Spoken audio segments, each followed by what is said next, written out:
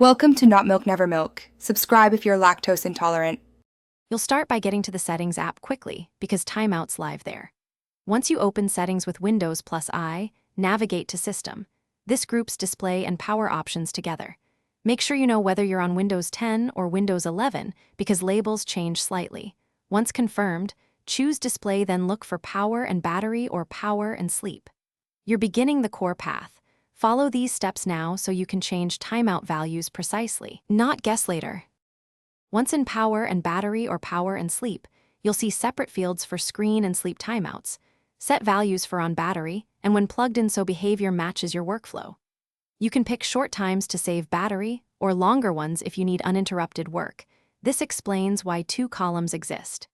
If you need finer control, click Additional Power Settings, then change Plan Settings and Advanced Power Settings. There, expand Display to set precise seconds, and save the plan to make it stick. Finish by saving every change and testing.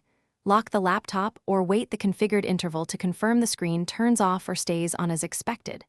If the timeout doesn't apply, make sure presentation mode is off, external displays aren't forcing a wake state, and background apps aren't keeping the display active.